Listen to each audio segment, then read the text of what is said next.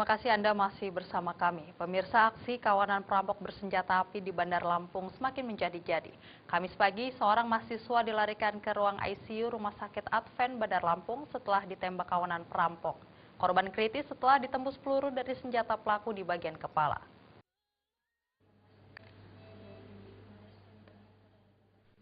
Anggiat Christian Lumban Toruan, 21 tahun, mahasiswa Fakultas Pertanian jurusan Peternakan Universitas Lampung Unila ini dilarikan dalam keadaan kritis ke ruang ICU Rumah Sakit Advent Bandar Lampung.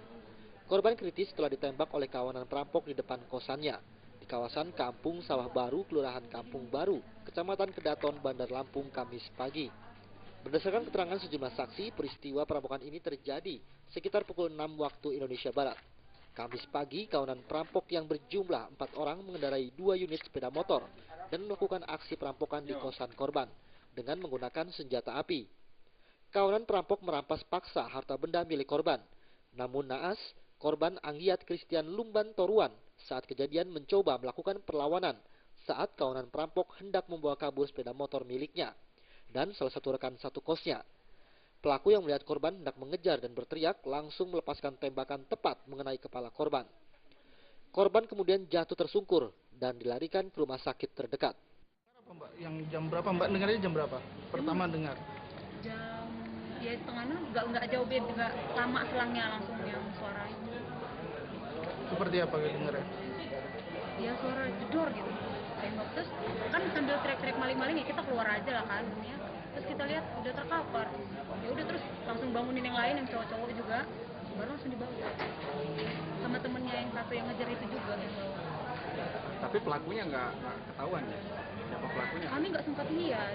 Tapi kalau yang teman satu kamarnya itu sempat lihat. Pakai topeng Mbak? Kasus ini sudah dilaporkan di Polsek Kedaton, Bandar Lampung. Polisi saat ini masih memeriksa saksi untuk mengungkap pelaku perampokan tersebut. Dari Bandar Lampung, Romiko melaporkan. Detasemen Khusus 88 Anti Teror Mabes Polri dan anggota Reserse Polda Metro Jaya masih melakukan pemburuan terhadap para pelaku teror pembunuhan dan penembakan anggota kepolisian.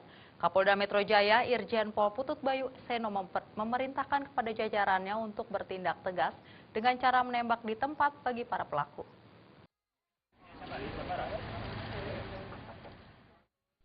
Kapolda Metro Jaya Inspektur Jenderal Putut Eko Bayu Seno sepertinya geram dengan masih berkeliarannya para pelaku penembakan terhadap anggota Polri yang terjadi hampir secara berurutan beberapa waktu lalu.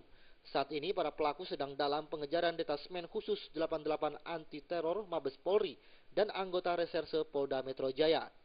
Kapolda pun meminta jajarannya untuk bertindak tegas terhadap para pelaku tersebut.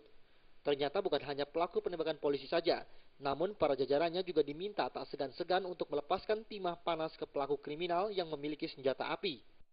Kasih kesempatan mereka anggota kami untuk melakukan pengejaran. Jadi bukan berarti ini kayak di stop. Oh enggak, sama sekali tidak. Kita tidak pulang, ada yang 3 bulan, 6 bulan tidak ketemu keluarga dalam rangka mengungkap kasus-kasus seperti ini. Pada pertengahan tahun 2013, publik dikagetkan dengan terjadinya serentetan aksi penembakan terhadap anggota Polri. Penembakan yang menjadi perhatian publik terjadi tepat di depan gedung KPK. Penembakan di depan gedung KPK membuktikan bahwa pelaku sudah berani melancarkan aksi di tengah kota, bukan lagi di pinggiran kota Jakarta. Dalam penanganan kasus ini, Polri baru berhasil menangkap satu pelaku yang diketahui sebagai anggota kelompok Mujahidin Indonesia. Dari Jakarta, Zikri Amin melaporkan. Hujan deras yang mengguyur kota Padang, Sumatera Barat sejak Senin malam mengakibatkan sejumlah titik di kota Padang tergenang banjir. Di Rumah Sakit Umum Daerah Bypass Kota Padang, sebanyak 7 orang pasien dan 5 bayi yang dirawat dievakuasi oleh tim SAR karena terjebak banjir. Selain itu, banjir juga mengakibatkan sejumlah peralatan rumah sakit terendam.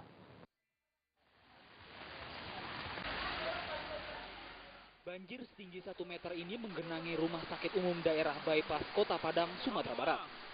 Akibatnya sejumlah pasien di rumah sakit ini terpaksa dievakuasi. Sebanyak 7 orang pasien dan 5 orang bayi dievakuasi dari ruangan perawatan bayi dan bedah ke ruangan poliklinik oleh tim SAR dan perawat rumah sakit. Di rumah sakit ini terdapat ruangan yang dipindahkan akibat banjir. Di antaranya ruangan bedah, ruangan perawatan bayi, serta ruangan IGD yang terendam banjir setinggi 1 meter. Selain itu, sejumlah peralatan rumah sakit serta obat-obatan juga ikut terendam banjir. Ada yang dievakuasi pasiennya, Pak? Ya, dari pantau kita sudah semalam kita evakuasi. Sudah pantau hari ini ada 7 orang pasien, 5 bayi, 2 anak-anak. Itu kita pindahkan ke ruang sidang. Berapa ruangan, Pak, yang kena banjir, Pak? Kalau yang cukup parah ada 2 ruangan gitu ya. Apa aja itu, Pak? Anak dan bedah. Selain tingginya intensitas hujan yang mengguyur Kota Padang sejak Senin malam, kawasan rumah sakit umum daerah ini memang terletak di kawasan rendah dan rawan banjir. Dari Padang, Sumatera Barat, Rizal Mandailing melaporkan. Jangan beranjak dulu pemirsa, di segmen terakhir kami masih memiliki sejumlah informasi. Tetaplah bersama kami.